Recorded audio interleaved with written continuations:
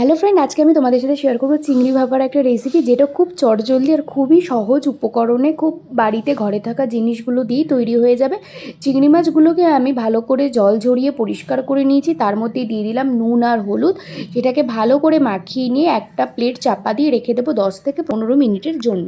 তারপরে ঢাকাটা খুলে দেবো। তোমরা চাইলে যে বাটিটাতে ভাপে বসাবে সেইটাতেও মাখাতে পারো, তাহলে আর তোমাদেরকে ট্রান্সফার করার ঝামেলাটা থাকবে না। দেবো 2 চামচ জিরে গুঁড়ো, 2 চামচ ধনে গুঁড়ো, 3 চামচ লঙ্কা। এটা কিন্তু একটু ঝাল হয় খেতে, এটা একটু ঝাল না হলে ভালোও লাগে না।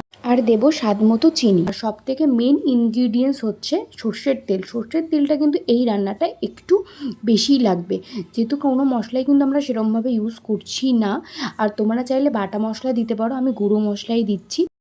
এবারে সব মশলাগুলো দিয়ে ভালো করে মাখিয়ে নিতে হবে। আর এটা কিন্তু খেতে কিন্তু একদম অসাধারণ হয়। জাস্ট তোমরা ভাতের সাথে খাবে, ভাতের সাথে খেলে তো জাস্ট জমে যাবে। এটা অন্য কিছুর সাথে কিন্তু একদম ভালো লাগবে না। আমি কিন্তু এটা বানিয়েছিলাম আমার বাপের বাড়ির জন্য, যেহেতু ওরা একটু ঝাল ঝাল টাইপের জিনিস পছন্দ করে। আমার বর তো এত ঝাল খেতে পারেইনি।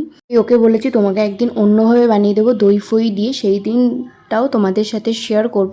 ডেফিনেটলি তোমাদের ভালো লাগবে। এবারে দেখো আমার টিফিন বক্সে ট্রান্সফার করে দেবো।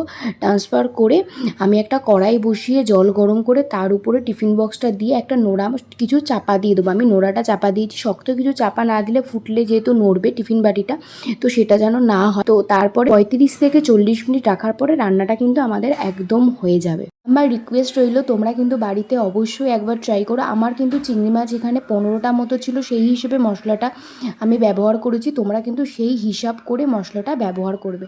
মশলার পরিমাণ যেন বেশিও না হয় কমও নয়, একটু মাপটা বুঝে নিলে। আর নুনটাও যেন ঠিকঠাক মতো দেবে। আমি তো ভাত খাই না, কিন্তু সেদিনকে ভাপা দেখে ডায়েট মাথায় ভাত খেয়ে নিয়েছিলাম। আমার তো এইসব ভাপা টাপা খেতে খুব ভালোবাসি। তোমরা কে কে এরকম ভাপা পছন্দ করো আমার কিন্তু ডেফিনেটলি জানিও।